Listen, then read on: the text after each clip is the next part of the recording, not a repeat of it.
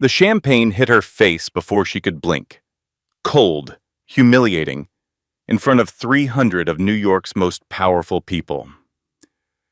Her husband stood over her laughing, calling her crazy, telling everyone she was unstable. She was 8 months pregnant, sitting alone at the worst table in the room, covered in expensive wine and cheap insults. He thought she was nobody, a poor orphan girl he had rescued from nothing. He had no idea that the three men who just walked through those doors were her brothers. He had no idea they were billionaires. And he definitely had no idea that in the next 48 hours, they would destroy everything he had ever built. But here is what nobody expected. The brothers did not save her. She saved herself. This is the story of Grace Sullivan, a woman who built a $40 million company, lost everything to a predator in a suit, and then burned his empire to the ground while 9 months pregnant. Stay until the end. The twist in the final 10 minutes will change how you see every relationship you have ever been in. Value statement. Before we begin, I want you to know something important. This is not just entertainment. Hidden inside this story are 8 real strategies that abuse survivors use to escape, rebuild, and fight back. Pay attention. You might need them someday, or someone you love might. Now, let us begin.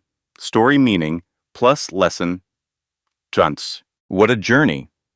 Grace started this story practicing how to smile in a mirror, hiding bruises under makeup, believing she was trapped forever. She ended it running a foundation that has helped thousands of women escape the same nightmare. Here is the lesson. The most dangerous predators do not look like monsters. They look like knights in shining armor. They listen. They wait. They become exactly what you need. And by the time you realize what they are, you are already in the cage. But cages have keys. And sometimes, the key is simply refusing to stay silent. If you learned something from this story, if it made you think, if it made you feel, then you already know what to do. Grace Sullivan stood before the full-length mirror in the master bedroom, practicing how to smile. The reflection staring back at her was almost unrecognizable.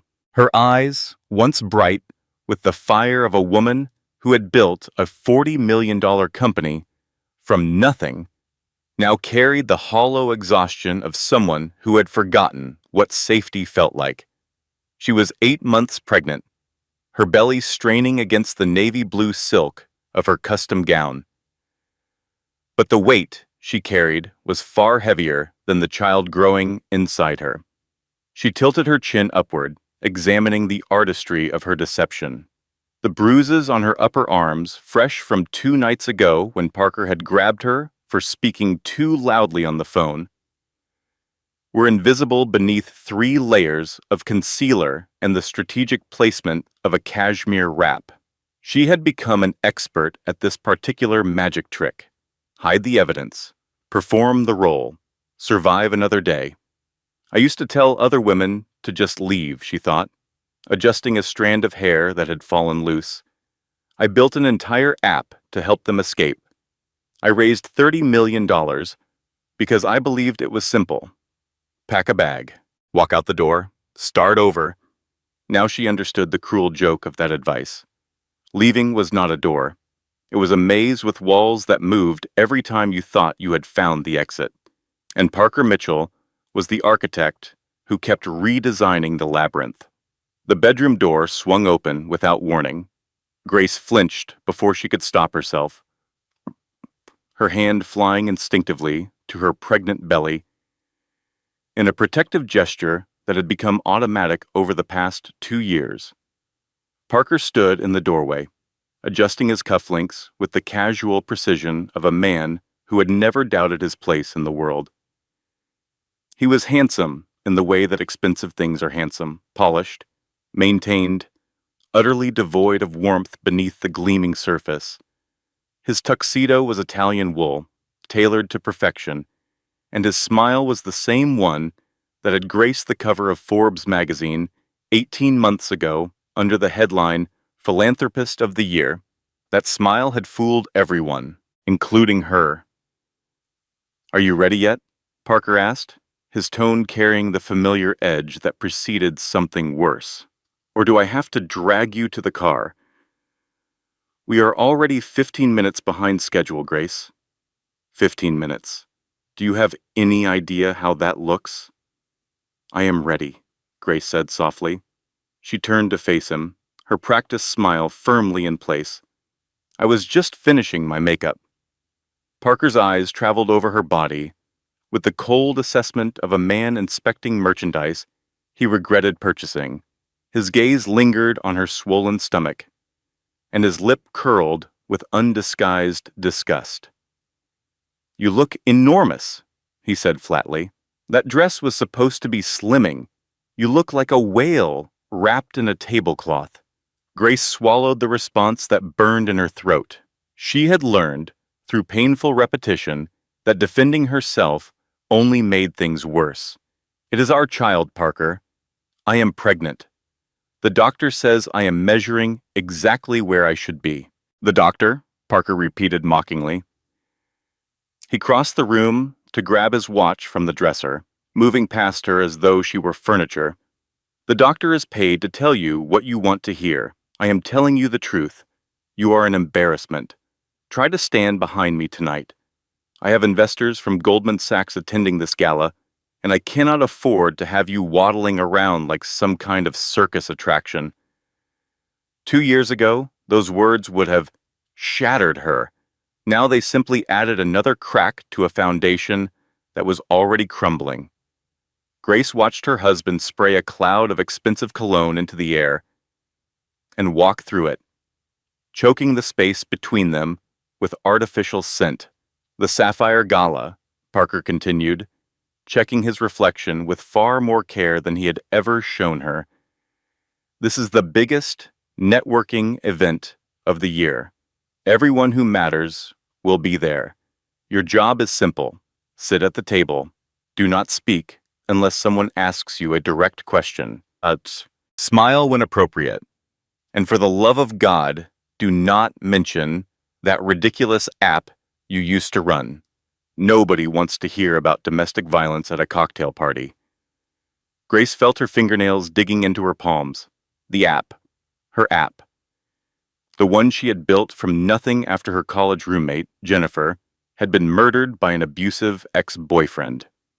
The app that had helped over 200,000 women safely document abuse, find resources, and plan their escapes. The app she had sold for $40 million because she wanted to prove she could be more than her success. She had wanted to be loved for herself, not for her money, not for her connections, not for the Kensington Foundation her brothers had built with her investment. She had wanted someone to see Grace Sullivan. The woman, not Grace Sullivan, the tech millionaire, with 3 overprotective brothers who happened to be billionaires. Parker Mitchell had seemed like the answer to that prayer. He had found her volunteering at a literacy program, anonymous and ordinary. He had bought her coffee, asked about her favorite books, listened with what seemed like genuine interest when she talked about her dreams of making a difference without the weight of wealth attached to her name. She had fallen in love with being normal. She had fallen in love with the idea that someone could want her without knowing what she was worth. The cruelest discoveries always come after the rings are exchanged. "The car is waiting," Parker announced, pocketing his phone. "And fix your hair. You have a strand loose. You look like a washerwoman who wandered into the wrong party." Grace reached up with trembling fingers, tucking the offending curl behind her ear. She caught her reflection one final time in the mirror and saw a stranger looking back. Somewhere beneath the concealer and the practiced smile, beneath the fear and the exhaustion, a small ember still glowed. She had not told Parker about her brothers. She had not told him about the $40 million sitting in trust accounts he could not touch. She had not told him that the phone hidden in the bottom of her makeup bag was a direct line to 3 men who would burn the world down to protect her. She had kept those secrets because she wanted to believe love was possible without leverage. Tonight, she was beginning to understand that some men only respond to power. Just get through tonight, she told herself, as she followed Parker toward the elevator. Just one more night. She had no way of knowing that this particular night would change everything. The limousine glided through the rain-slicked streets of Manhattan, its tinted windows transforming the city lights into blurred watercolors. Grace sat as far from Parker as the leather seat would allow, her hands folded protectively over her belly, watching the familiar landmarks pass like memories from another life. Central Park, the Metropolitan Museum, the corner coffee shop where Parker had first asked for her phone number. That coffee shop felt like it existed in a different universe now, a universe where she had been naive enough to believe in fairy tales. "Stop slouching," Parker said without looking up from his phone. "You look like a sack of potatoes. Sit up straight." Grace adjusted her posture automatically, wincing as the movement sent a sharp pain through her lower back. She had been on her feet all morning, forbidden from hiring help because Parker considered household staff an unnecessary expense, despite the penthouse they occupied being worth $14 million. "Parker," she said quietly, her voice barely above a whisper, "my back has been hurting all day. The doctor said I should not be on my feet for an extended period. Could we perhaps stay at the gala for just an hour or two and then come home early?" Parker finally looked up from his phone, his expression shifting from indifference to contempt. "An hour or two," he laughed, but there was no humor in the sound. "I paid $50,000 for a table at this event, Grace. $50,000. Do you have any concept of what that means? We will stay until I decide we leave. We will stay until I have spoken to everyone I need to speak to. We will stay until I say otherwise. Is that clear?" "Yes," Grace whispered. "That is clear. Good." Parker returned his attention to his phone. "And stop asking stupid questions. You do nothing all day except sit in that penthouse eating food that I pay for. The least you can do is stand beside me for a few hours without complaining like a child." Grace turned her face toward the window so he would not see the tears gathering in her eyes. She blinked them back with practiced efficiency. Crying was not permitted. Crying made her weak. Crying gave him ammunition. "If you are going to be emotional," Parker added, as if reading her thoughts, "do it now. Get it out of your system. I will not have you embarrassing me at the gala with red eyes and a runny nose. The wives of powerful men do not cry in public." The wives of powerful men. Grace almost laughed at the irony. If Parker knew the truth about her family, about what she had walked away from, about the phone calls she had been ignoring for 3 years, his entire understanding of their marriage would collapse. Her brothers had tried to warn her. Marcus, the eldest, had run a background check on Parker within 48 hours of their first date. He had found the debts, the failed business ventures, the pattern of short relationships that ended abruptly and badly. He had begged Grace not to rush into anything. Derek, the middle brother, had offered to buy Parker off, $1 million to walk away and never contact her again. Grace had been furious at the suggestion. Evan, the youngest, had simply asked her one question that still haunted her.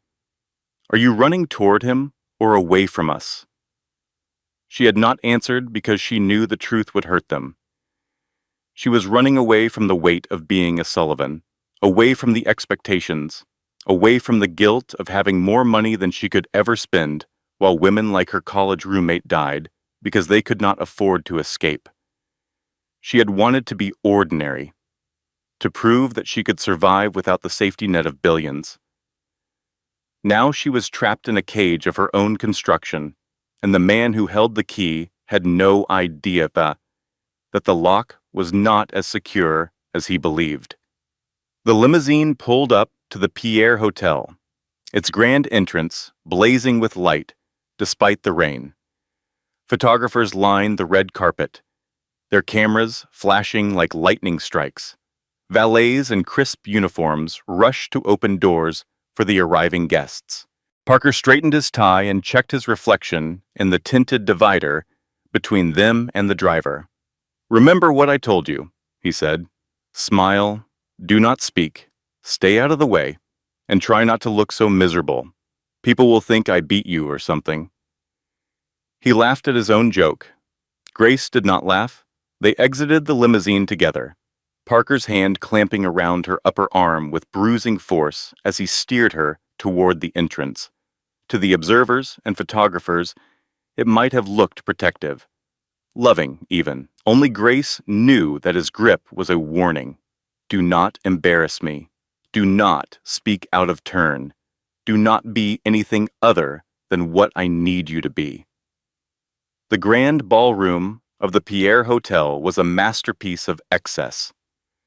Crystal chandeliers dripped from the ceiling like frozen waterfalls.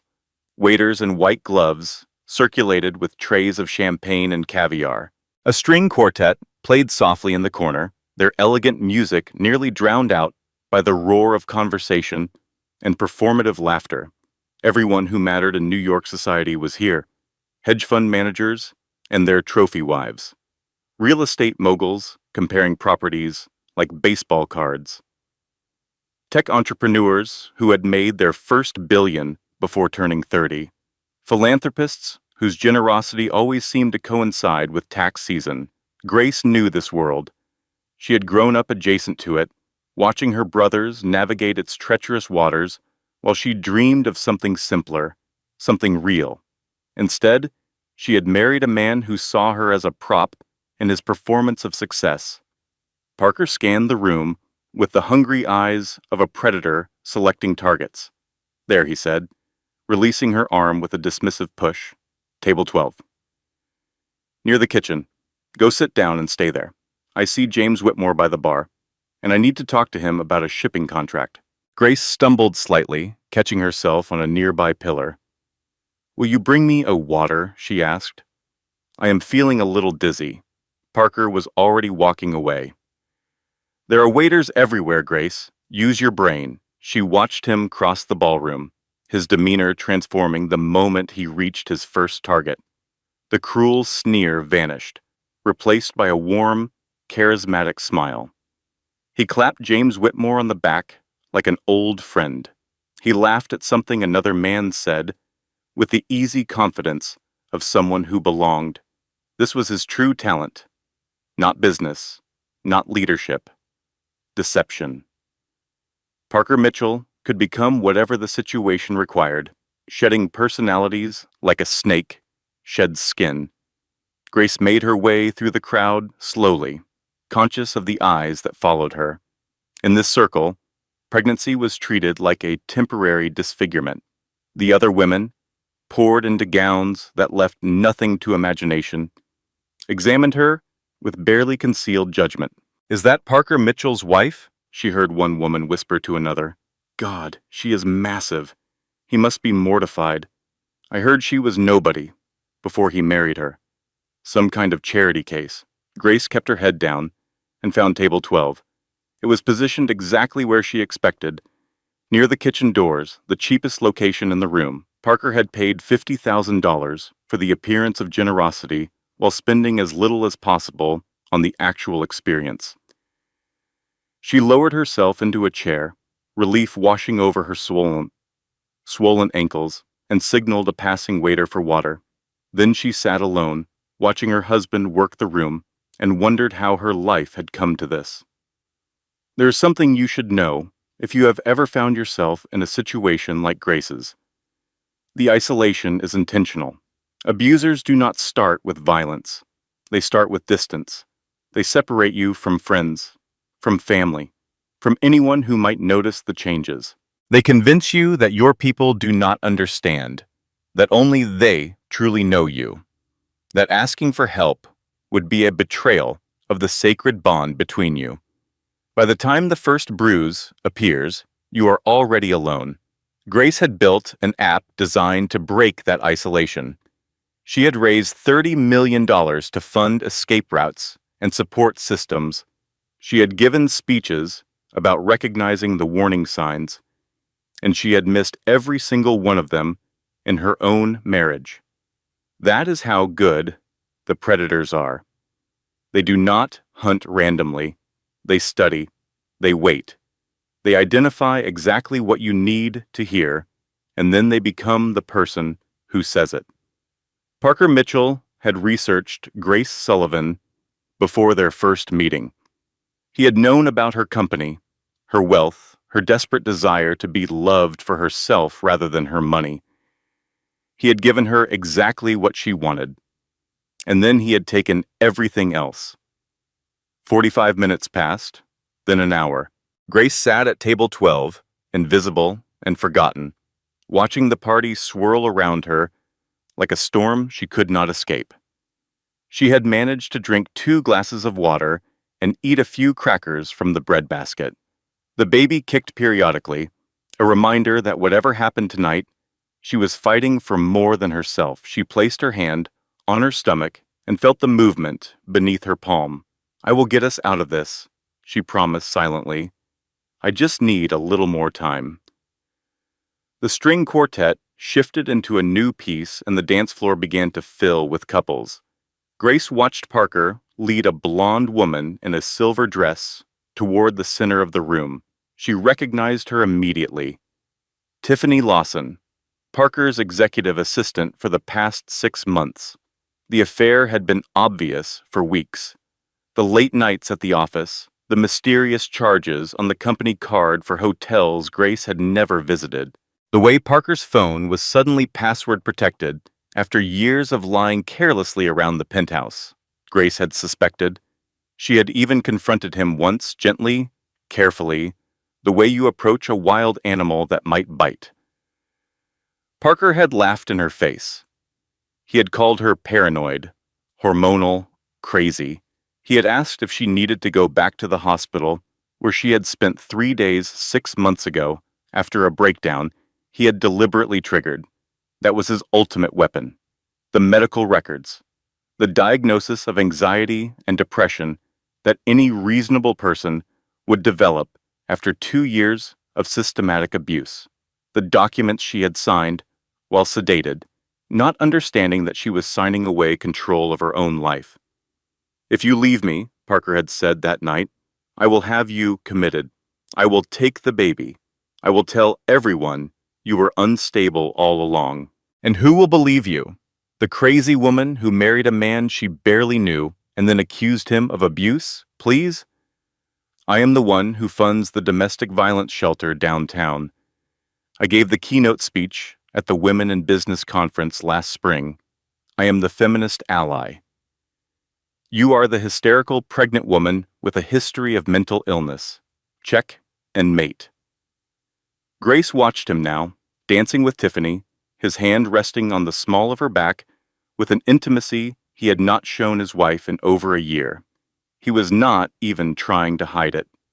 He was rubbing her face, in it, here, at the most public event of the social calendar, while his pregnant wife sat alone by the kitchen doors.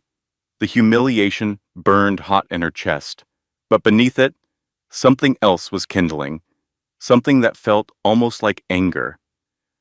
Movement at the main entrance caught her attention. The massive double doors swung open, admitting a gust of cold air that seemed to cut through the humid warmth of the ballroom. Usually late arrivals slipped in quietly, embarrassed by their tardiness.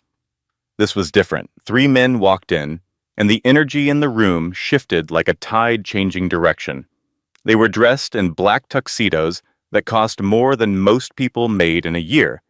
They moved with a synchronized purpose that suggested military training or something equally dangerous.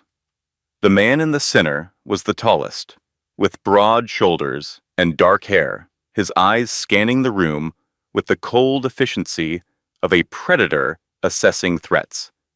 The string quartet actually faltered for a beat. "Who are they?" someone whispered at the table next to Grace. "Are you serious?" Another voice replied. trembling with something between awe and fear. That is Marcus Sullivan. The one on the left is Derek Sullivan, and the young one is Evan Sullivan. They are the Sullivan brothers. They run the Kensington Foundation. They basically own half of the shipping industry and a quarter of the hedge funds in New York. I heard they bought the entire media company last month just to fire one editor who wrote a negative article about their family. Grace's heart stopped. Her brothers. They were supposed to be in London. Derek had sent a text 3 weeks ago saying something about a conference in Switzerland. Marcus never traveled during hurricane season because his security firm had government contracts that required his presence. Evan had just started a new civil rights case that was supposed to keep him in California for months. They were not supposed to be here, but they were here, and they were scanning the room with expressions that made Grace's blood run cold. She gripped the tablecloth so hard her knuckles turned white. How? How had they known? She had been so careful. She had ignored their calls, deleted their messages, maintained the fiction that everything was fine, that she was happy, that she had made the right choice. The answer came to her in a flash of understanding. Monica, her best friend, the only person she had trusted with even a fraction of the truth. Monica Harper, who worked as an ER nurse and had seen the bruises during Grace's last visit. Monica, who had begged her to tell her brothers, to accept help, to stop pretending. Monica had betrayed her, or saved her. Grace was not yet sure which. Marcus whispered something to a hostess near the entrance. The woman's face went pale, and she pointed a trembling finger toward the back of the room, toward table 12. The brothers began to move. Parker, oblivious to the approaching storm, was still on the dance floor with Tiffany. He had his back to the entrance. He had not noticed the whispers spreading through the crowd like wildfire. He had not seen the 3 most powerful men in the room heading toward his wife. He did, however, notice when James Whitmore, the investor he had been trying to impress all night, suddenly excused himself and moved rapidly toward the bar with an expression of barely contained alarm.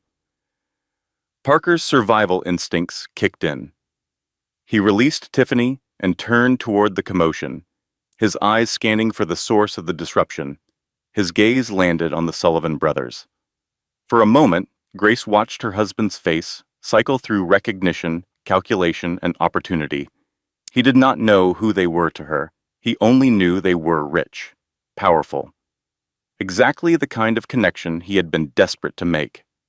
Parker straightened his tie and intercepted the brothers in the middle of the dance floor.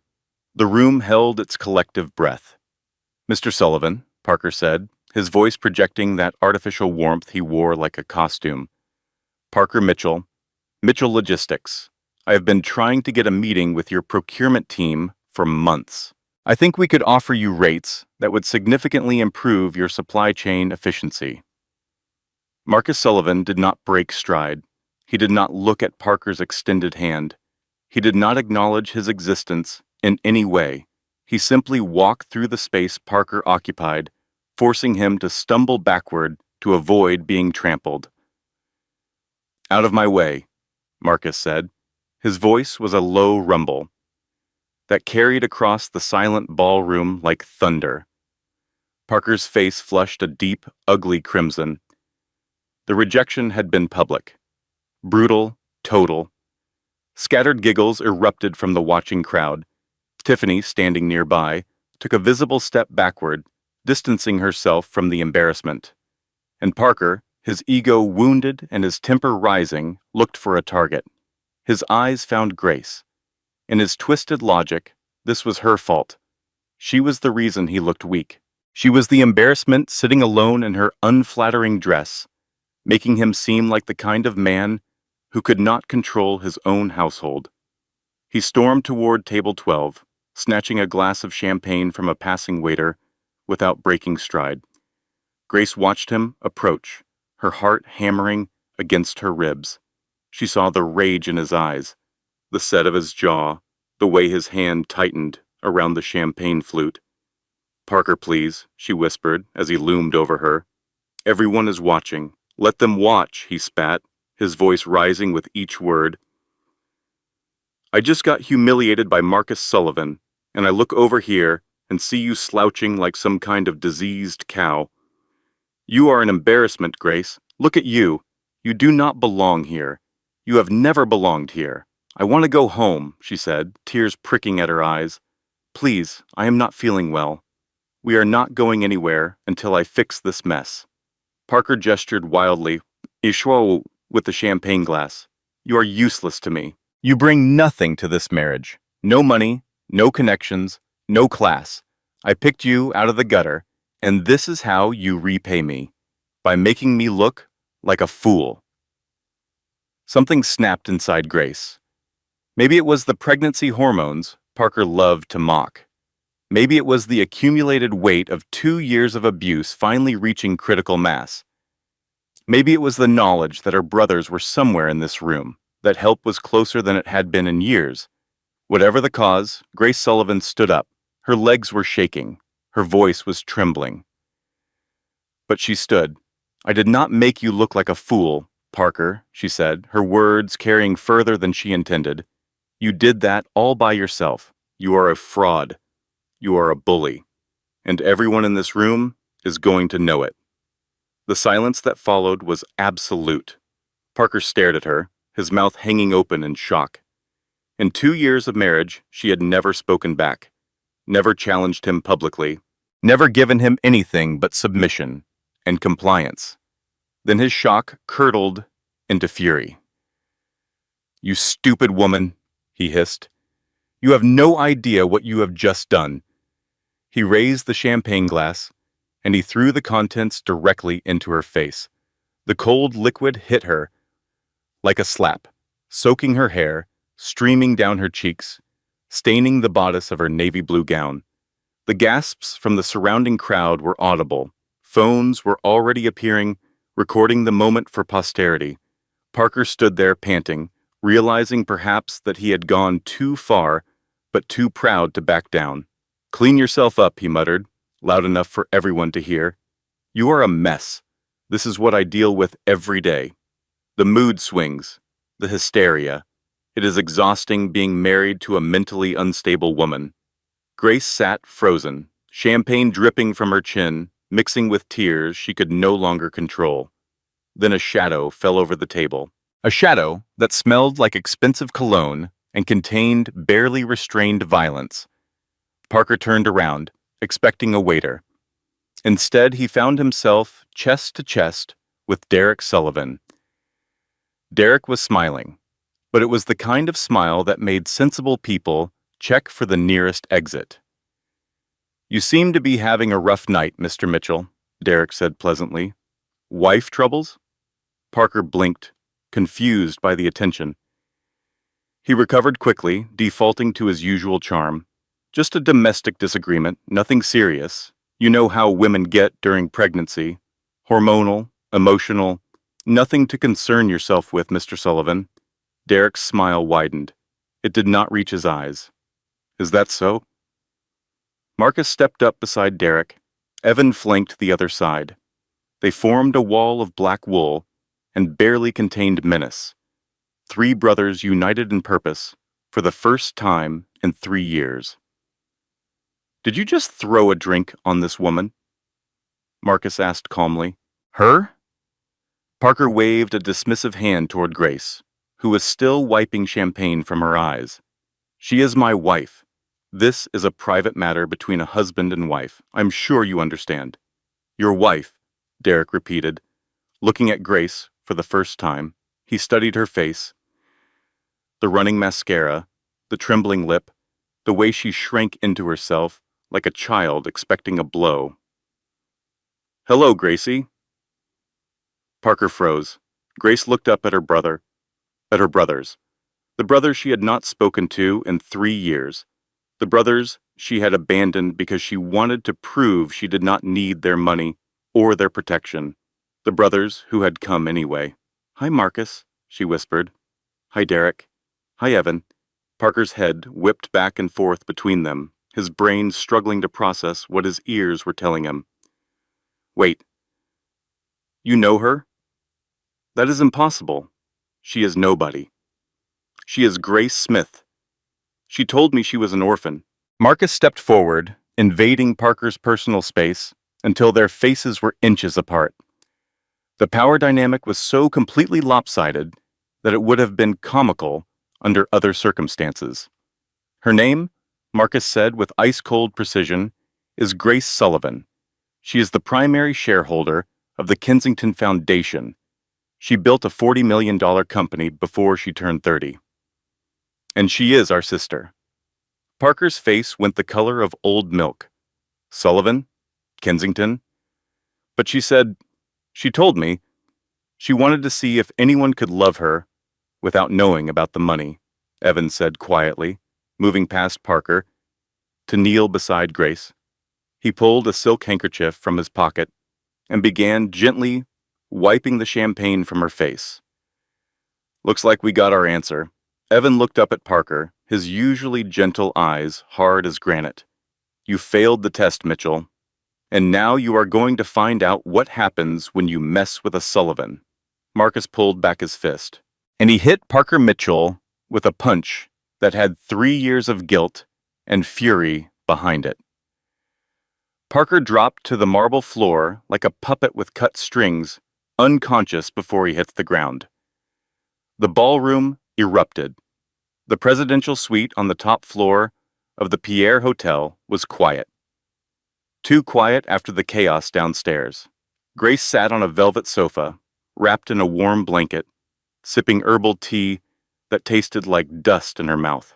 A private doctor summoned by Marcus had just finished checking her vital signs and assured everyone that both mother and baby were stable, though stressed and dehydrated. The baby's heartbeat is strong, the doctor said, packing his medical bag, but she needs rest. No more shouting matches, no more emotional upheaval. That child is depending on her to stay calm. Thank you, Dr. Thornton, Marcus said, shaking the man's hand and showing him to the door. We will make sure she is taken care of. When the door clicked shut, the suite suddenly felt enormous.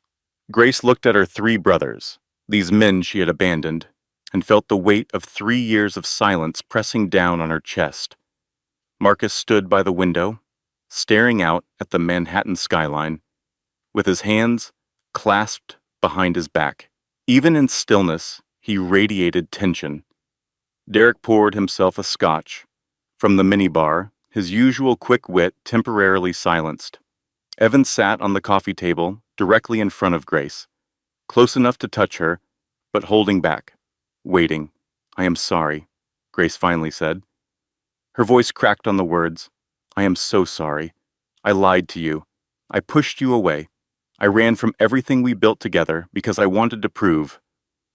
I do not even know what I wanted to prove anymore. Evan reached out and took her hand. His grip was warm and gentle, so different from Parker's.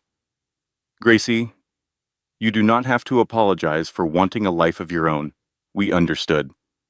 Dad put so much pressure on all of us. The expectations, the obligations, the constant scrutiny. We get why you needed space. It was not just the pressure, Grace admitted, staring down at her tea. I wanted to know that if someone loved me, it was for me, not for the trust fund, not for the connections, not for what I could do for their career. When I met Parker, he did not know anything about our family. He bought me coffee at a volunteer event. He asked about my favorite books. He seemed so normal. Derek set down his scotch glass. Predators always seem normal at first. They mirror what you want to see.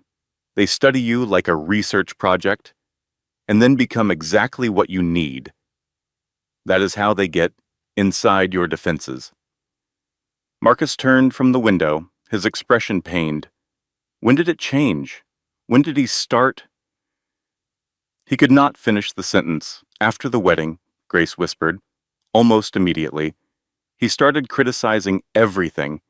My clothes, my cooking, the way I loaded the dishwasher. Small things at first, then bigger things. He cut off my access to my own bank accounts. He convinced me to invest everything through his financial advisor. He isolated me from my friends. He told me I was lucky he had rescued me from poverty. But you could have called us, Evan said gently. At any point, you could have picked up the phone. Grace shook her head, tears streaming down her cheeks. You do not understand. He has a recording of me having a mental breakdown. A breakdown he deliberately caused by gaslighting me for months. He had me hospitalized for 3 days. He had me sign documents while I was sedated. I did not know what I was signing, but now he has medical power of attorney.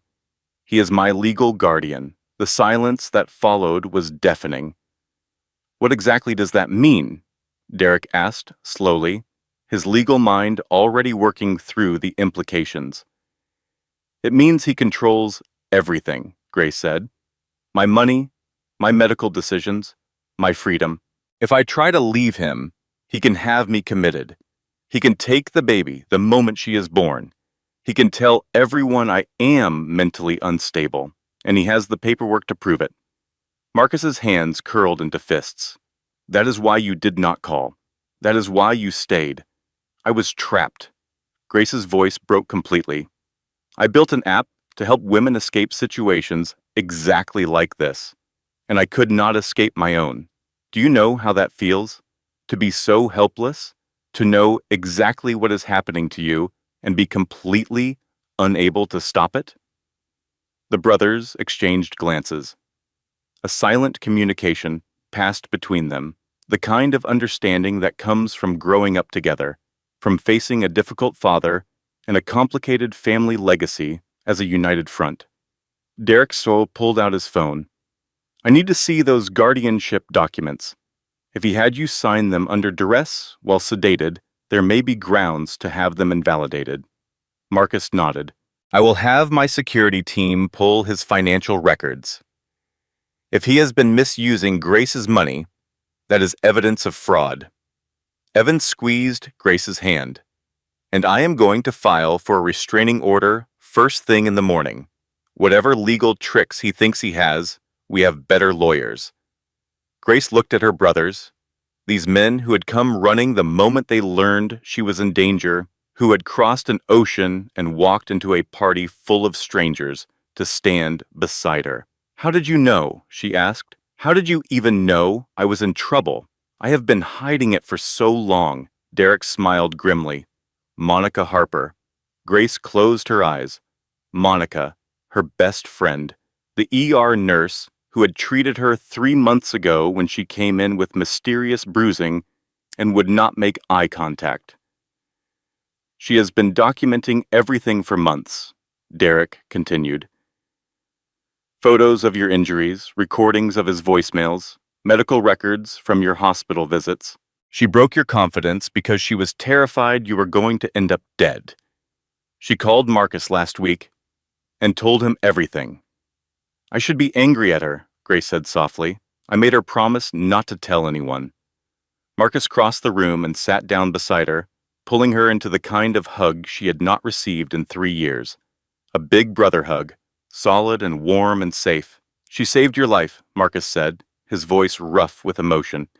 We are going to send her flowers, expensive flowers, maybe buy her a house. A sound escaped Grace that was half laugh, half sob. She buried her face in her brother's shoulder and let herself cry for real. Not the careful, controlled tears she permitted herself in the bathroom when Parker was asleep.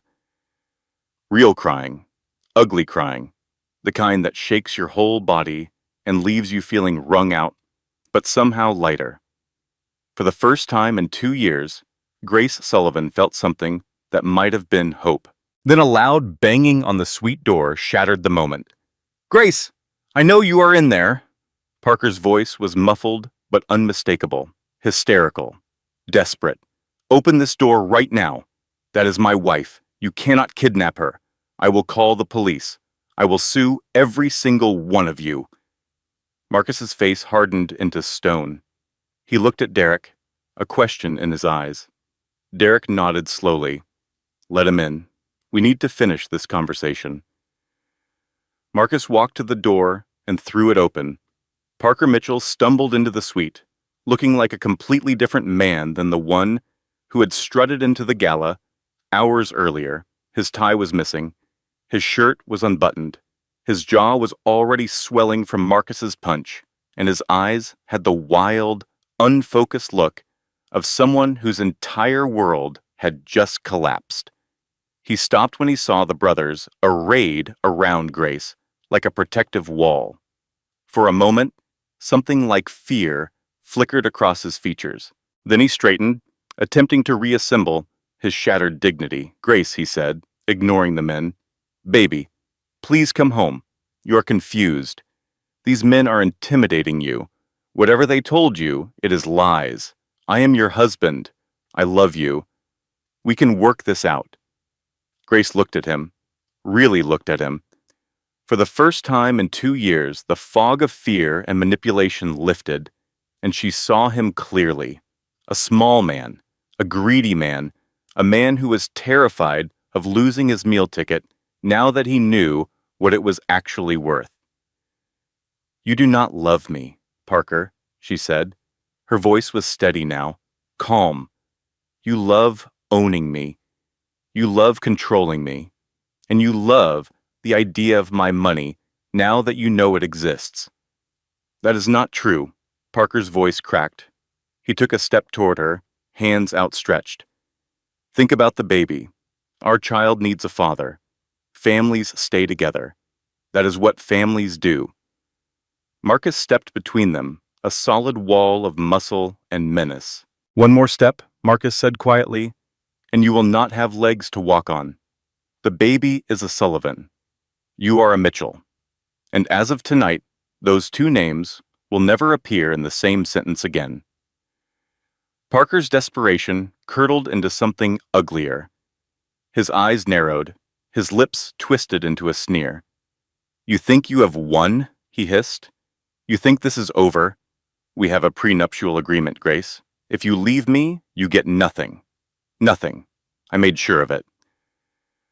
My lawyer wrote that contract specifically to protect me from gold-digging wives who get ideas above their station." Derek actually laughed. He walked to a briefcase sitting on the desk and pulled out a thick file. "Ah, yes," Derek said. "The prenup. We read that too. Very interesting document. Tell me, Parker, did you actually hire a lawyer, or did you download a template from the internet to save money?" Parker shifted uncomfortably. "It is legally binding." "It is," Derek agreed. "But you did not read the clause about separately acquired property. It states that any assets brought into the marriage remain the sole property of the original owner. Since Grace's trust fund and company shares existed before you ever met her, you have no claim to them. However, the clause about infidelity is very clear. If either party cheats, the marriage is voided and the cheating party forfeits all marital assets." Derek tossed a stack of photographs onto the coffee table. They were high-resolution images. Parker and Tiffany Lawson entering a hotel.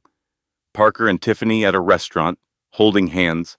Parker and Tiffany in the window of his office, very late at night, very clearly not working. "We have been watching you for a week," Evans said.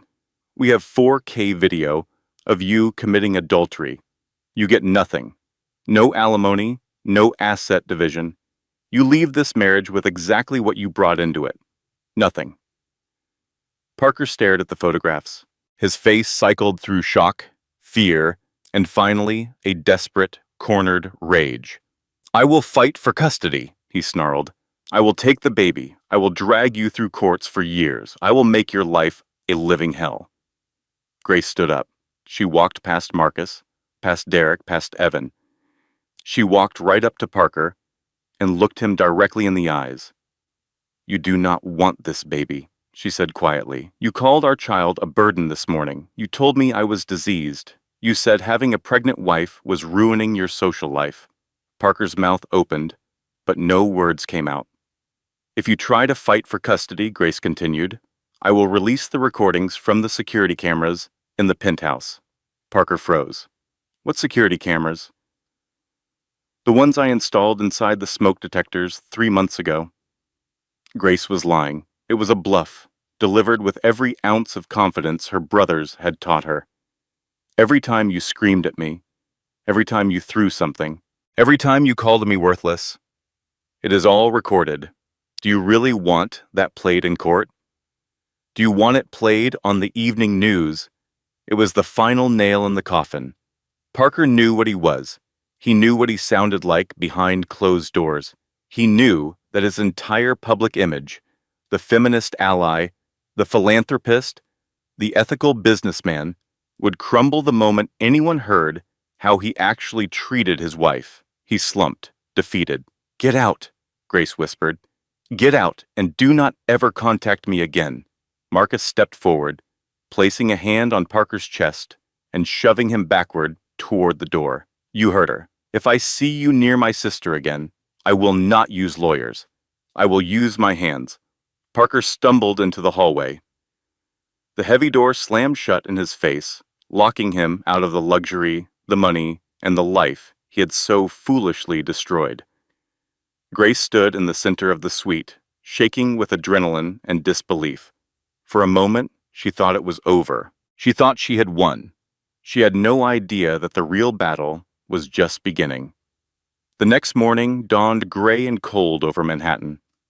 Grace woke in the guest bedroom of the Sullivan family's penthouse, momentarily disoriented by the unfamiliar ceiling and the softness of sheets that did not smell like Parker's cologne.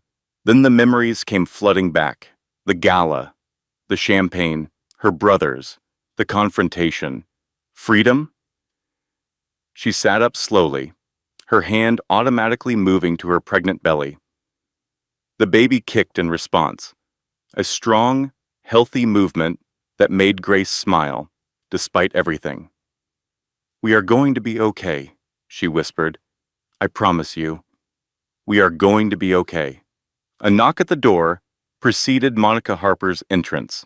Her best friend looked like she had not slept, dark circles under her eyes, but she was carrying a tray with herbal tea and toast. "How are you feeling?" Monica asked, setting the tray on the bedside table. "The doctor said you should take it easy for at least a week." Grace looked at her friend, the woman who had betrayed her confidence and probably saved her life. "Thank you," Grace said, "for calling them. I was too proud and too scared to do it myself." Monica sat on the edge of the bed. "I watched my aunt stay with an abusive husband until he put her in a coma. She never woke up. I was not going to watch that happen to you." They sat in silence for a moment, two women who understood things about violence and survival that should not have to be understood. "Derek wants to see you in the main room," Monica finally said. "He has been on the phone with lawyers all night, something about the guardianship documents." Grace's stomach twisted with anxiety. The documents. The trap Parker had sprung while she was too drugged to understand what she was signing. The legal cage that was supposed to keep her imprisoned forever. She dressed quickly and made her way to the penthouse's main living area. Her brothers were already there. Marcus stood by the window, phone pressed to his ear, speaking in low, urgent tones. Evan had papers spread across the dining table, making notes in the margins.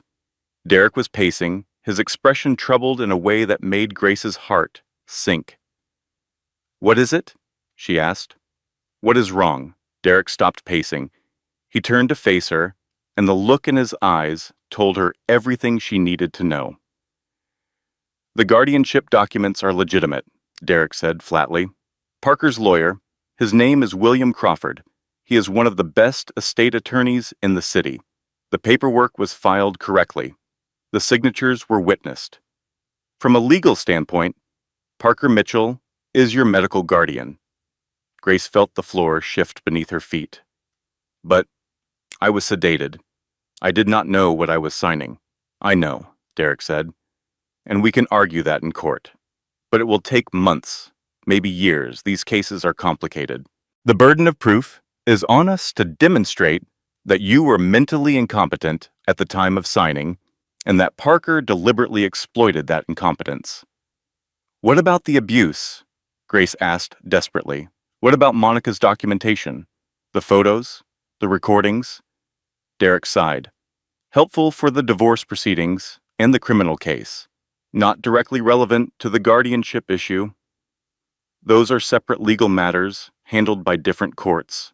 Marcus ended his call and turned from the window. There is more, he said grimly. I just spoke to our contact at the district attorney's office. Parker is claiming that you assaulted him last night. He has witnesses who saw you throw a drink at him. What it? Grace stared at her brother in disbelief. He threw the drink at me. Everyone saw it. He has a socialite named Dorothy Pemberton willing to testify that she saw you throw the drink first and that Parker was simply defending himself. Marcus's jaw tightened. Money can buy a lot of things, including memories. Grace sank onto the nearest sofa, her legs suddenly unable to support her weight. This could not be happening. After everything, after the confrontation, after standing up for herself, she was still trapped. There is something else, Evan said quietly. He looked up from his papers, his expression pained. I reviewed the trust documents Derek set up to manage your company's sale proceeds. Parker's financial advisor, the one you transferred everything to. His name is Raymond Cole. He is not actually a licensed financial advisor. He is a private investigator. A private investigator? Grace repeated. I do not understand. Parker hired him 2 years before you met. Evan slid a document across the table. This is an invoice for surveillance services. Your name is on it. Parker was watching you, Grace. He knew exactly who you were and what you were worth before he ever introduced himself at that literacy event. The room spun. The chance meeting that was not chance. The patience that was not patience. The love that was never love. It was all a con. From the very beginning, Grace had been the mark in an elaborate scheme to steal her fortune. He researched me, Grace whispered. He targeted me. The whole relationship was a lie. Marcus crossed the room in 3 strides and knelt before his sister, taking her hands in his. Grace, look at me. We are going to fix this. We have more resources than he does. We have better lawyers than he does. This is going to take time, but we will untangle every thread of this trap he built around you. Time, Grace repeated. She laughed bitterly. I do not have time, Marcus. This baby is due in 4 weeks. Under the guardianship, Parker can be present at the delivery. He can make medical decisions about my care. He can take the baby home with him if he convinces a judge that I am unfit. Then we accelerate everything, Derek said.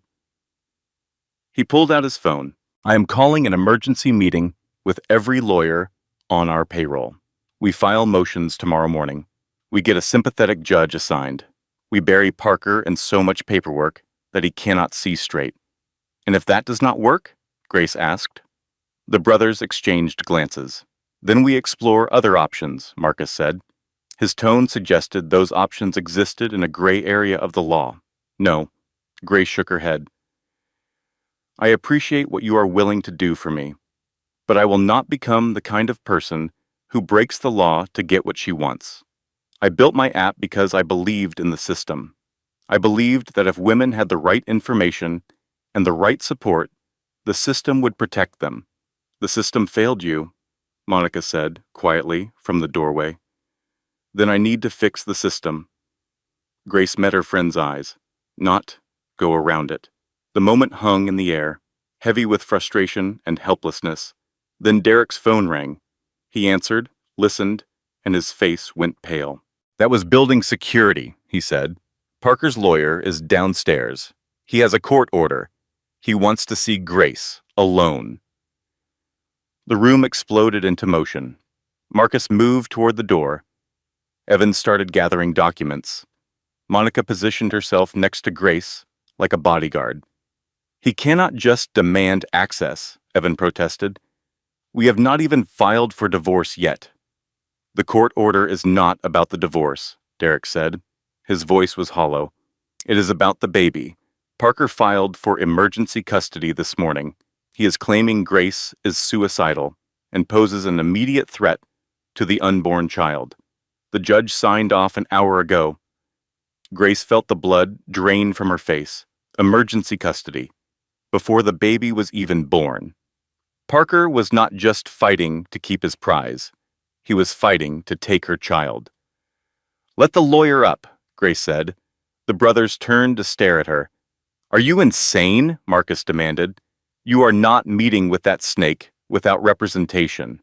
Grace stood up, drawing on reserves of strength she did not know she possessed. "If I refuse to see him, it looks like I have something to hide. It looks like I am the unstable, paranoid woman Parker has been painting me as. Let him come up. Let him say whatever he has to say, and let him underestimate me one more time." Marcus studied his sister for a long moment. Then he nodded slowly. "All right, but we are staying in the next room. The moment you need us, we will be there." Grace smoothed her hair and straightened her spine. She had spent 2 years learning to survive Parker Mitchell. Now she was going to learn how to defeat him. William Crawford was exactly what Grace expected. A man in his 60s, with silver hair, expensive cufflinks, and the cold eyes of someone who had spent decades destroying families for billable hours. He sat across from her in the living room, a leather briefcase open on the coffee table between them, papers fanned out like an accusation. "Mrs. Mitchell," Crawford began smoothly, "I appreciate you agreeing to see me. My client is deeply concerned about your well-being and the well-being of your unborn child. Your client threw champagne in my face at a public event last night," Grace replied. "His concern is noted." Crawford smiled thinly. "My client was provoked. Multiple witnesses observed you becoming hysterical and making wild accusations. In his distress, he reacted poorly. He deeply regrets the incident and has already checked himself into an anger management program to address his behavior." Grace almost laughed. Parker Mitchell, voluntarily attending therapy, the man who believed psychologists were charlatans and emotions were for the weak? "How convenient," she said. "The point, Mrs. Mitchell," Crawford continued, "is that my client wants to resolve this matter quietly and amicably. He has no desire to drag your name through the court. He understands that you have been under tremendous stress, and he believes that with proper treatment, you can recover your mental stability." "My mental stability," Grace repeated. "Is that what we are calling it?" Crawford's smile did not waver. "You have a documented history of psychiatric hospitalization. You have exhibited erratic behavior in public settings. You made unfounded accusations against a respected businessman and philanthropist. The court has reviewed the evidence and determined that you pose a potential threat to your unborn child. This is not personal, Mrs. Mitchell. This is simply the law." Grace leaned forward. "Let me tell you what I see, Mr. Crawford. I see a man who targeted a wealthy woman, isolated her from her family, systematically destroyed her self-esteem, and then used the mental health crisis he deliberately caused to seize legal control of her assets. I see embezzlement, fraud, and domestic abuse hiding behind expensive lawyers and charitable donations. I see a house of cards that is going to collapse the moment someone looks at it closely." Crawford's smile finally faded. "That is a very serious accusation. It is a very serious situation." For a long moment, they stared at each other across the coffee table. Then Crawford reached into his briefcase and withdrew a photograph. "Do you recognize this woman?" he asked. Grace looked at the image. It showed a blonde woman, approximately 40 years old, walking down a city street.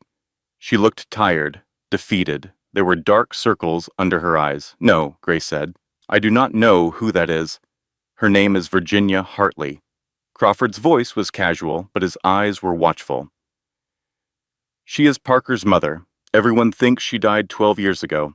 Car accident. Very tragic. But as you can see from this photograph, taken 3 days ago, in Boca Raton, Florida. She is very much alive. Grace's brow furrowed. I do not understand. What does Parker's mother have to do with this?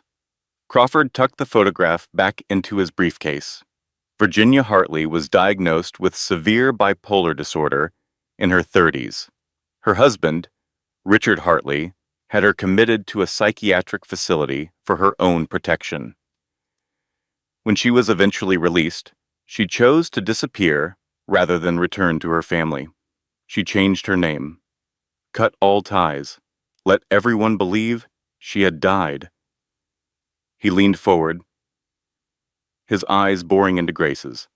The point, Mrs. Mitchell, is that mental illness runs in families. Your child will share genetics with a woman who spent years in an institution. Parker is simply taking precautions to ensure that if you exhibit similar symptoms, there is a legal framework in place to protect the baby. Grace felt the blood drain from her face. This was the threat beneath the surface. This was the trap within the trap. They were going to use Parker's mother's history to argue that Grace's child might inherit mental instability. They were going to construct a narrative where Parker was the responsible parent and Grace was the dangerous unknown. I think we are done here, Grace said coldly. Crawford gathered his papers with methodical precision. My client is prepared to offer you a settlement, full custody to Parker, but you would have supervised visitation rights. He would cover all your medical expenses. He would even agree to a modest monthly allowance to help you get back on your feet. Get out. Think about it, Mrs. Mitchell. Crawford stood, buttoning his jacket. The alternative is a prolonged court battle that will drain your resources, expose your family's secrets, and likely end with the same result. Parker has the law on his side. He has the documentation. He has witnesses willing to testify to your instability. What do you have? Grace stood up, matching his height and her heels. I have something Parker has never understood, she said. I have people who love me, people who will fight for me. Not because of what I am worth, but because of who I am. Crawford's lip curled with something like pity. Love does not win court cases, Mrs. Mitchell. Evidence wins court cases. And right now, all the evidence points to you being exactly what my client says you are. A troubled woman in need of help.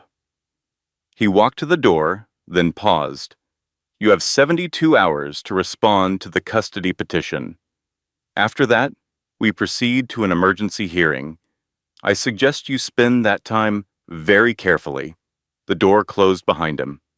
Grace stood alone in the center of the room, shaking with a combination of rage and terror. Her brothers emerged from the adjacent study, where they had been listening to every word.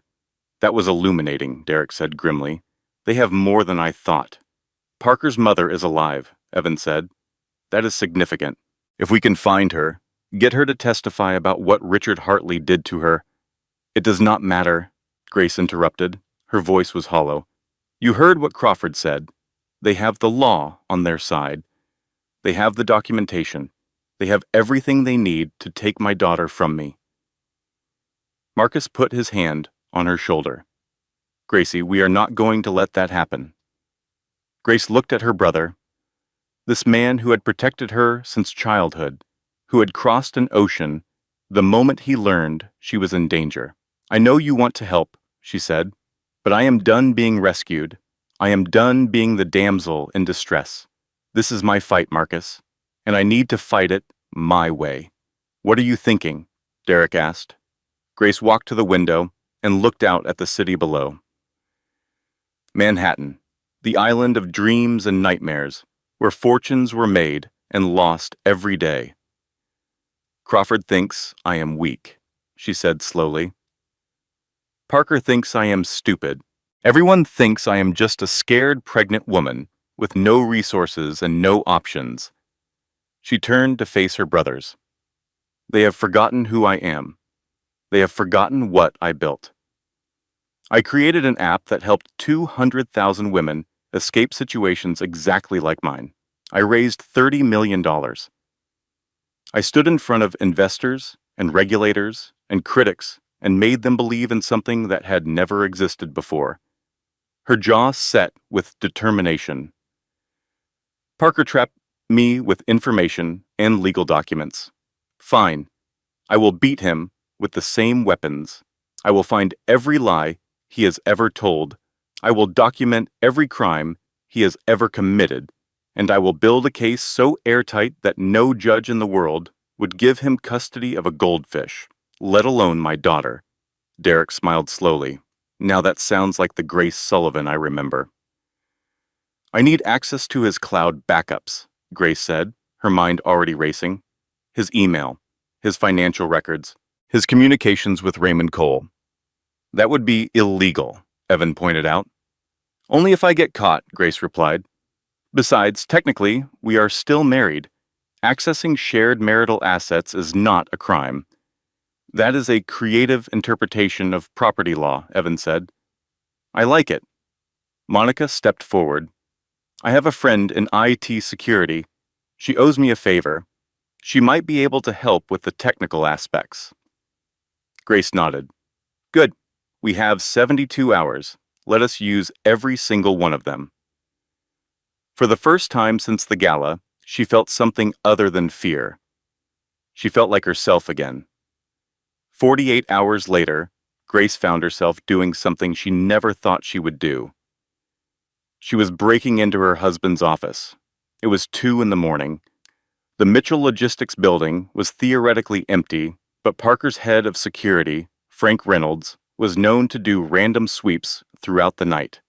They had a window of approximately 30 minutes. This is insane, Monica whispered beside her. You are 8 months pregnant. You should be in bed eating ice cream and watching Netflix. I will eat ice cream when my daughter is safe, Grace replied. She punched a code into the back entrance keypad. The code Parker did not know she knew, memorized from watching him enter it a dozen times. The door clicked open. They moved through the darkened building in silence. Derek had provided them with the location of Parker's private server.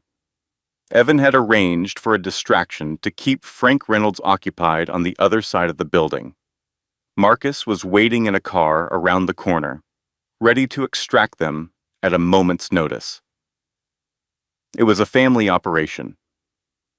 The Sullivan siblings working together for the first time in years. The office was on the 7th floor. Grace used her key card, praying that Parker had not yet revoked her access. The light flashed green. The door opened. Parker's corner office was exactly as she remembered it. Expensive furniture, framed photographs of him shaking hands with politicians and celebrities. A view of Manhattan that cost more per square foot than most apartments. And in the corner, humming quietly, the server that held all his secrets. Monica moved to the computer while Grace kept watch by the door. Her friend's fingers flew across the keyboard, executing the programs their IT contact had provided. I am in, Monica said. Oh my God, Grace, you need to see this. Grace crossed the room and looked at the screen. Files. Hundreds of files. Emails between Parker and Raymond Cole dating back 4 years. Financial records showing money moving through offshore accounts. Photographs of Grace taken without her knowledge. Surveillance shots from long before they had ever met. He was stalking me, Grace whispered. For years before we started dating. It gets worse. Monica scrolled down. Look at these emails. He was communicating with someone about your trust fund structure. Someone who had insider knowledge of how your money was set up. Grace leaned closer, reading the email chain. The sender was not identified by name, only by an anonymous email address. But the level of detail was staggering. This person knew about the Kensington Foundation. They knew about Grace's role in her brother's investments. They knew exactly how much she was worth and exactly how to access it. Who would have this information? Monica asked. Grace's blood ran cold. Only family? Only someone who had been inside the Sullivan inner circle. We need to copy everything, Grace said. We can analyze it later. Right now, we just need to get out. Monica inserted a flash drive and began the transfer. That was when the lights came on. Grace spun around. Parker stood in the doorway, still wearing his evening clothes, his face twisted with triumph. "Did you really think I would not know the moment you used that keycard?" he asked. "I have alerts set up on everything, Grace. I have been watching you stumble around my building for the last 20 minutes. Parker." Grace's heart hammered against her ribs. "This is not what it looks like. It is exactly what it looks like." Parker stepped into the office, pulling out his phone. "It looks like my mentally unstable wife broke into my office in the middle of the night to steal company property. It looks like evidence of criminal behavior. It looks like every judge in New York giving me exactly what I asked for." Grace felt the walls closing in. The trap. Another trap. She had walked right into it. "You are going to lose everything," Parker continued, dialing a number. "Your money, your freedom, your child. I told you what would happen if you defied me. You should have listened." Behind Grace, the server continued to hum. The file transfer was still in progress. 80% complete. "Parker," Grace said, her voice shaking. "Please, we can talk about this. We can work something out." Parker laughed. The sound was ugly, cruel, familiar. "Talk? You want to talk now? After you humiliated me at the gala? After you turned my own lawyers against me? After you let your brothers treat me like trash?" He stepped closer, backing her against the desk. "You are nothing, Grace. You have always been nothing. A pretty face with a fat bank account. I should have taken the money and left years ago, but I wanted the satisfaction of watching you break. And now, I have it. 90% complete." Grace needed a stall. Just a few more seconds. "Why?" she asked. "Why did you do this? You could have married anyone. Why target me?" Parker's smile turned cold. "Because you deserved it," he said. "Walking around with all that money, pretending to be ordinary, volunteering at literacy programs, like some kind of saint while people like me scraped for every dollar. You wanted to be loved for yourself? You wanted someone to see past the billions? I saw past them, Grace. I saw the scared little girl who was desperate for validation. And I gave her exactly what she wanted. 100%. The flash drive beeped quietly. Monica pulled it from the computer, her hand shaking. Parker heard the sound. His head whipped around. "What was that?" he demanded. And at that exact moment, Grace felt a sensation she had been dreading for weeks. A gush of warm liquid. A tightening across her abdomen that stole her breath. Her water had broken. "Grace?" Monica's voice was sharp with alarm. "Grace, what is happening?" Grace looked down at the puddle forming beneath her feet. Then she looked at Parker, whose face was cycling through confusion, realization, and a terrible kind of anticipation. "Call an ambulance," Grace gasped as a contraction seized her body. "The baby is coming." Parker's phone was still in his hand. He looked at it, then at her, and his smile returned. "Oh, I will call someone," he said, "but it will not be an ambulance. It will be my lawyer. And then the police come. And by the time this night is over, I will have everything I ever wanted, including my daughter." The pain was blinding. Grace grabbed the edge of the desk, struggling to stay upright. "You cannot do this," she managed. "I am in labor. You cannot just let me suffer." "Watch me," Parker said. And then, from the doorway behind him, a voice. "Actually," someone said calmly, "we are going to watch you." Parker spun around. Marcus Sullivan stood in the doorway. Derek was behind him, and Evan, and Frank Reynolds, the head of security, who appeared to have switched sides. "Your employees are very loyal when they are paid enough," Derek said pleasantly. "Also when they learn their boss has been embezzling from the company pension fund." Parker's face went white. "You cannot be here. This is private property." "Funny thing about private property," Marcus said, stepping forward. "It is only private if you own it. As of 3 hours ago, Kensington Foundation owns a controlling interest in Mitchell Logistics. We bought your debt. We bought your investors. We bought your building, which means right now you are the one trespassing. Grace felt another contraction rip through her body. She cried out, gripping Monica's arm. We need to get her to a hospital, Monica said urgently. She is in active labor. Marcus nodded at Evan. Get her downstairs. Derek has a car waiting.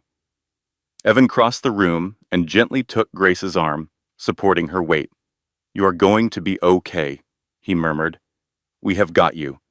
As they moved toward the door, Parker made one last desperate lunge. That is my child, he screamed. You cannot take my child. Marcus caught him by the collar and slammed him against the wall. Your child, Marcus repeated. Let me tell you what is going to happen, Mitchell. You are going to be arrested for embezzlement, fraud, and stalking. You are going to spend the next 15 to 20 years in federal prison. And when you get out, your daughter will be a grown woman who has never heard your name. He released Parker's collar, letting him slide down the wall to the floor. That is what happens, Marcus said, when you mess with a Sullivan. Grace did not hear Parker's response. Another contraction was building, a tidal wave of pain that obliterated everything else. She focused on breathing, on moving, on surviving. The elevator, the lobby, the cold night air, and then the hospital, where everything would either come together or fall apart. Mount Sinai Hospital, 3:15 in the morning. Grace lay in the delivery suite, monitors beeping steadily around her, gripping Monica's hand hard enough to leave bruises. The labor was progressing quickly. Too quickly, according to Dr. Elizabeth Thornton, who had been woken from a sound sleep and summoned by Marcus Sullivan's personal assistant with the promise of a generous donation to the hospital's pediatric wing. The baby is in position, Dr. Thornton said, checking the monitors. You are already 8 centimeters dilated. This little one is eager to meet the world. Grace groaned through another contraction. Is that good or bad? It is fast, the doctor replied diplomatically. Your brothers are in the waiting room? Do you want me to let them in? No. Grace shook her head. Not yet. I need to focus. Monica wiped her forehead with a cool cloth. You are doing amazing, Gracie. Just breathe. Grace tried to focus on breathing, but her mind kept spinning back to the office. The files on the flash drive. Parker's words. The trap that had almost closed around her. The files, she gasped between contractions. Monica, do you still have the flash drive? Monica patted her pocket. Safe and sound. Give it to Derek. He needs to start analyzing everything immediately. There is someone else involved. Someone who fed Parker information about my family. Grace, Monica said gently, you are about to have a baby. The files can wait. They cannot wait. Grace grabbed her friend's arm. Parker said the guardianship documents give him decision-making power over the baby. If his lawyer arrives with another court order, if he convinces a judge that I am unfit. He is not going to do anything, Monica assured her. Marcus has people outside. Derek is already working with the lawyers. You are safe. Grace wanted to believe her. She wanted to sink into the relief of being surrounded by people who loved her, of being protected instead of hunted. But she had learned too well that safety was an illusion. Another contraction hit, stronger than the others. Grace cried out, her body arching against the pain. 10 centimeters, Dr. Thornton announced. It is time to push. The next 20 minutes were a blur of agony and determination. Grace pushed when they told her to push, breathed when they told her to breathe, held onto Monica's hand like a lifeline. And at 3:57 in the morning, she heard the most beautiful sound in the world, a baby's cry. It is a girl, Dr. Thornton announced, lifting the tiny, squirming bundle into the light. Congratulations, Grace. She is perfect. The nurses cleaned the baby quickly and placed her on Grace's chest. She was small and warm and impossibly alive, her eyes blinking against the fluorescent lights, her tiny fingers curling and uncurling. Grace looked down at her daughter and felt everything else fall away. "Hi, baby," she whispered. "I am your mom. I have been waiting so long to meet you." The baby made a small sound, something between a sigh and a coo, and nestled closer to Grace's heart. For a long moment, there was only this: mother and child, the end of one journey and the beginning of another. Then the door burst open. Parker Mitchell stormed into the delivery suite, two security guards trailing behind him, waving a piece of paper. "Emergency custody order," he shouted. "Signed by Judge Harold Brennan. That child is coming with me." Grace clutched her daughter tighter.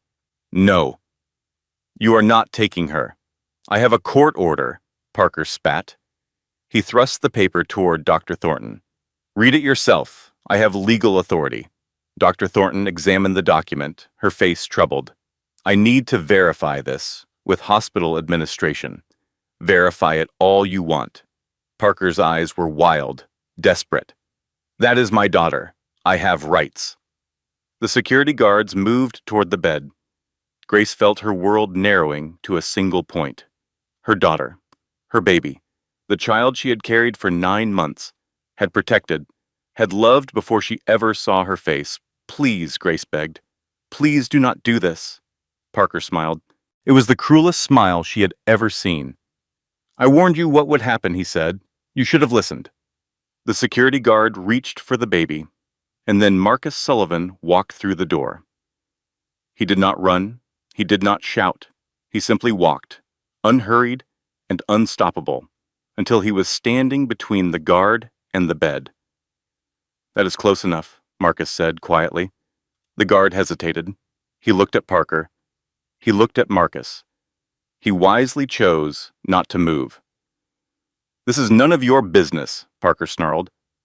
"I have a court order." "I am aware of your court order," Marcus replied. "I am also aware that Judge Harold Brennan accepted a $50,000 payment from your father 6 months ago to ensure favorable rulings in exactly this kind of situation. That information is currently being reviewed by the Judicial Ethics Committee. I expect Judge Brennan will be disbarred by the end of the week." Parker's face went pale. "That is a lie." "I do not lie," Marcus said. "I just have better information than you do." Derek appeared in the doorway, phone in hand. "Just got off the call with the actual duty judge," he announced. "She has reviewed the situation and issued a temporary restraining order against Parker Mitchell, effective immediately. He is not allowed within 500 feet of Grace or the baby." "This is outrageous," Parker screamed. "You cannot do this." "I have rights. You have the right to remain silent," Derek said pleasantly. "I suggest you use it." 2 police officers appeared behind Derek. "Parker Mitchell," one of them said, "you are under arrest for fraud, embezzlement, and violation of a restraining order." The color drained from Parker's face. "You will pay for this," he hissed at Grace. "All of you will pay." "Probably not," Derek replied as the officers handcuffed Parker and led him away. "We have really good lawyers." The door closed. The room was quiet. Grace looked down at her daughter, who had slept through the entire confrontation, undisturbed by the chaos that had swirled around her. "It is over," Monica said softly. "Grace, it is over." But Grace knew better. She had seen the look in Parker's eyes, the desperation, the hatred. This was not over. This was just the beginning. She held her daughter closer and made a silent promise. "Whatever it takes, however long it takes, I will keep you safe." She just had no idea how hard that promise would be to keep 6 months later. The trial of Parker Mitchell was the biggest story in New York. Every newspaper, every news channel, every social media platform was saturated with coverage. The fall of the Golden Boy, the feminist ally revealed as a predator, the woman who had built an empire to help abuse survivors, becoming a survivor herself. Grace sat in the front row of the courtroom. Her daughter Hope sleeping peacefully in Monica's arms behind her. She wore a white suit that she had chosen deliberately, a statement of purity and resolve against the darkness she was about to confront. Parker sat at the defense table, looking nothing like the man she had married. Prison had aged him terribly. His expensive suit hung loosely on a frame that had lost weight from stress. His hair was graying at the temples. His eyes, once so confident, now darted nervously around the room. William Crawford sat beside him, looking considerably less smug than he had during their last encounter. The prosecution had been devastating. Evan had coordinated with the district attorney's office to present a case that was meticulous, comprehensive, and utterly damning. Financial records showing years of embezzlement, email chains proving premeditated targeting of Grace, testimony from former employees, former girlfriends, former associates who had all experienced Parker's manipulation. Tiffany Lawson had been the surprise witness. The woman Grace had once considered a rival had taken the stand and revealed that she, too, had been a victim. Parker had promised her everything and given her nothing. He had used her just as he had used Grace. The jury had deliberated for less than 4 hours. "Has the jury reached a verdict?" Judge Patricia Coleman asked. The foreman stood. "We have, Your Honor. We find the defendant, Parker Mitchell, guilty on all counts." The courtroom erupted. Grace closed her eyes, letting the wave of vindication wash over her. It was done. After 2 years of abuse and 6 months of legal warfare, it was finally done. Parker was led out of the courtroom in handcuffs, sentenced to 15 years in federal prison. As he passed Grace's row, he stopped and looked at her. "This is not over," he said quietly. "My father will not let this stand." Grace met his eyes. "Your father is next." The second trial began 3 weeks later. Richard Hartley, Parker's father, was charged with conspiracy, fraud, and unlawful imprisonment. The evidence against him had come from an unexpected source: Virginia Hartley, Parker's mother, the woman everyone thought was dead. Derek's investigators had tracked her down in Florida, living under an assumed name, still afraid of the man who had destroyed her life 40 years ago. When she learned that Richard was about to do the same thing to her grandchild, something inside her snapped. She agreed to testify. "He told everyone I was crazy," Virginia said from the witness stand, her voice trembling but determined. "He had me committed to a psychiatric facility for 3 years. 3 years, in a place where they drugged me so heavily I could barely remember my own name. When I finally got out, I ran. I changed everything about myself. I let my own children believe I was dead because I thought it was the only way to escape." Richard Hartley sat at the defense table, his face a mask of cold contempt. He was a man who had spent his entire life controlling others, a man who believed that money and power made him untouchable. He was about to learn otherwise. "The documents show that you have used the same tactics on 3 subsequent wives," the prosecutor continued. "Each one was declared mentally incompetent. Each one had their assets transferred to your control. Each one eventually disappeared." "They left voluntarily," Richard said smoothly. "Women are emotionally unstable by nature. I was simply protecting them from themselves." Grace watched from the gallery, her hands clenched in her lap. This was the man behind the man, the architect of Parker's cruelty, the source code of a family system designed to exploit and destroy women. Virginia met her eyes across the courtroom. In that moment, Grace saw something she recognized: the exhaustion of a survivor, the determination of someone who has nothing left to lose. "I have one more question," the prosecutor said. "Did you ever tell your son that this behavior was wrong?" Virginia's laugh was bitter. "Wrong. I told him it was how our family operated. I told him women were investments, not people. I taught him everything his father taught me. And by the time I realized what I had created, It was too late. The jury deliberated for 6 hours. Richard Hartley was convicted on all counts.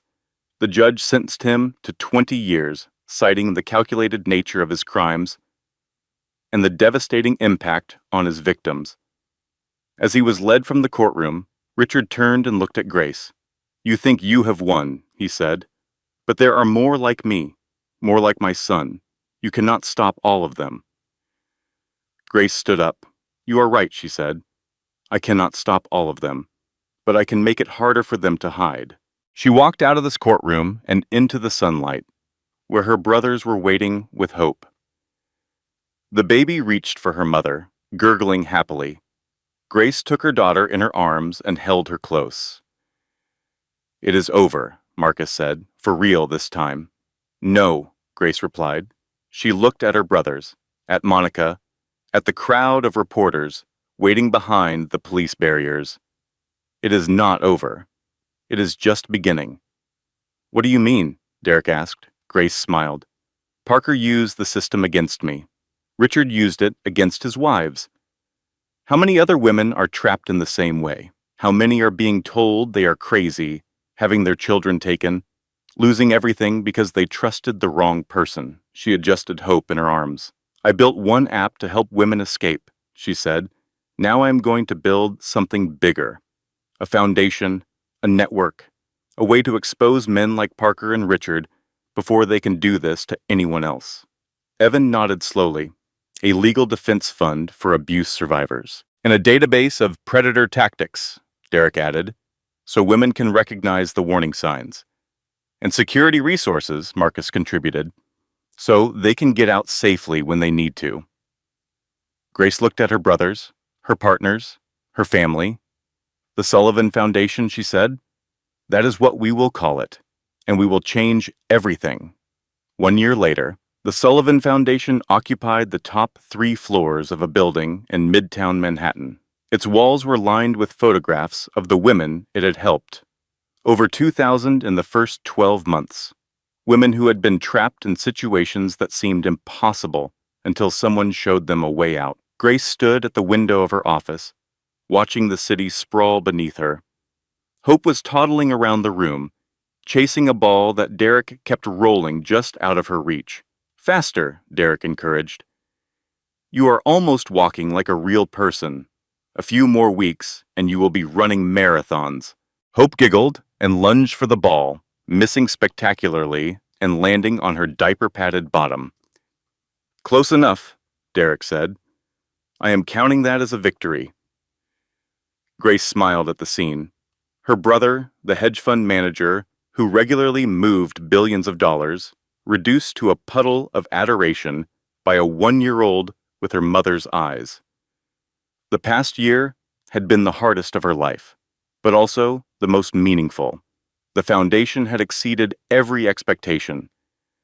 The Legal Defense Fund had helped hundreds of women challenge abusive guardianship arrangements. The security network had facilitated dozens of safe extractions. The database of predator tactics had been accessed over 500,000 times, helping women recognize warning signs before it was too late. And Grace had found something she had been missing for years: purpose. Not the purpose of building wealth or proving herself to others. Real purpose, the kind that comes from using your pain to prevent someone else's suffering. A knock at the door interrupted her thoughts. "Come in," she called. Monica entered, holding an envelope. "This just arrived. Certified mail. No return address." Grace frowned. She had received hundreds of pieces of mail since the trials. Most were letters of support. Some were threats from people who believed Parker and Richard had been unfairly persecuted. She had learned to open all of them carefully. She slit the envelope and pulled out a single sheet of paper. "Dear Grace," she read aloud, "thank you for what you did. I have been hiding for 7 years. He told everyone I died in a car accident, but I did not die. I ran, and now that he is in prison, I can finally come home. There is something you need to know about your daughter, something I discovered before I disappeared. something that changes everything. My name is Rebecca Ashford. I was Parker's first wife. The wife nobody knew existed. Please call me. We need to talk. Grace stared at the letter, her heart pounding. Parker's first wife, a woman who had been declared dead 7 years ago. A woman who had information about hope. What does it say? Derek asked, rising from the floor with hope in his arms. Grace looked at her daughter, at the child she had fought so hard to protect, at the center of her universe. I do not know yet, she said slowly, but I think the story is not over. She walked to the window and looked out at the city again, the same city where she had been trapped, the same city where she had been saved, the same city where she was now helping others find their way out of darkness. Whatever Rebecca Ashford had to tell her, Grace would face it. She had learned that much over the past year. The only way out is through. The only path to peace is through truth. She picked up her phone and dialed the number at the bottom of the letter. It rang twice. Hello? A woman's voice. Tentative, frightened, hopeful. This is Grace Sullivan, Grace said. I got your letter. Tell me everything. And in a quiet office in Manhattan, with her daughter playing at her feet and her family surrounding her, Grace began the next chapter of her story. Because some battles are worth fighting, some truths are worth knowing, and some women refuse to stay silent. Drop a comment below and tell me, what would you have done in Grace's situation? Would you have revealed your identity at the gala? Or would you have waited for an even bigger moment? I read every single comment, and the best ones get pinned. If this story moved you, smash that like button. It takes 1 second, but it tells the algorithm to show this video to someone who might really need to hear it today. Share this with a friend. Not because I am asking, but because somewhere out there, someone is sitting in their own gilded cage, believing they are alone. This story could be the thing that reminds them they are not. And if you are not subscribed yet, what are you waiting for? Hit subscribe and tap that notification bell. New stories drop every week, and trust me, you do not want to miss what is coming next. Final closing statement. One last thing before you go. This content was carefully researched, crafted, and manually edited by our team. Every detail was chosen with intention. Every twist was designed with purpose. We do not create content just to fill your screen. We create stories that stay with you, stories that make you think, stories that carry meaning and lessons you can actually use in your own life. Because in a world full of noise, we believe you deserve something real. Thank you for watching until the very end. That means more than you know. I will see you in the next one.